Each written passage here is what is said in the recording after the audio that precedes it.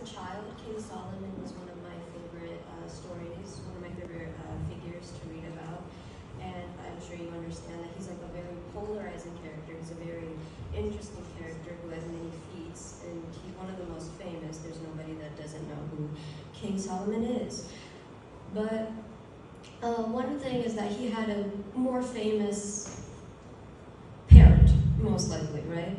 We all know of King David, and we know that King David has so many feats to look up to. He was the one who slain Goliath. He defeated the giant, and he saved the Israelites. He also was the people to save everyone from the tyranny of King Saul. So everybody knows David as this huge king. So then you come to Solomon, and we see Solomon as the son of the great king.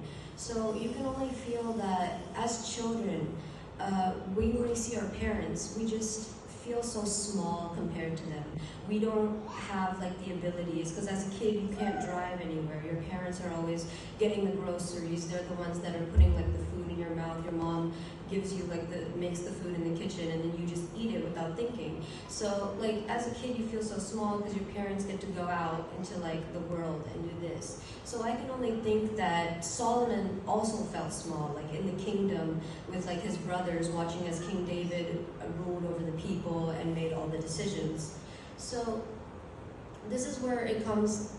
Even though King David could make all the decisions, he ruled over the kingdom, he controlled his people, but there was one thing that God had not let him able to do. For as long as the Israelites had worshipped God, God had not had a temple. He had not had a house to stay in of his own.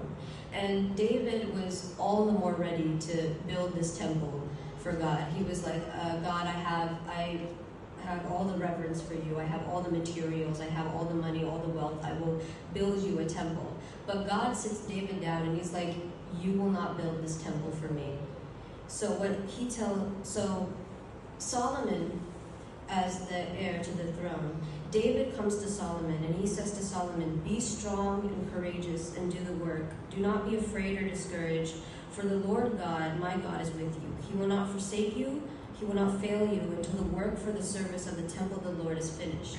Because the Lord tells Solomon in 1 Chronicles 28:30, he tells Solomon, it is not going to be you that does the temple. It's going to be your son Solomon who builds the temple that I will be praised in.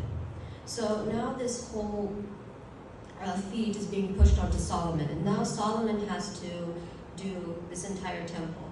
And what David does is that he goes to Solomon, he tells Solomon this, and he gives Solomon all the materials, he gives all the weights, he gives the gold, he measures the gold exactly, he measures it, he lays it there, he gives Solomon the handwritten instructions on how to build the temple, how to get the builders, and how to use all these materials. And he's now that you're, as a child, you weren't able to do this. Now this is how your parents, they start making you do things. They give you the materials and they sit you down and they're like, this is what you have to do.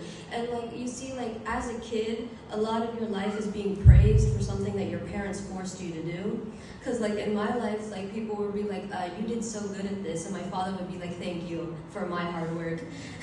Because I remember when I graduated high school, when I got my certificate, my dad was like, I need to take a photo with that. That's my hard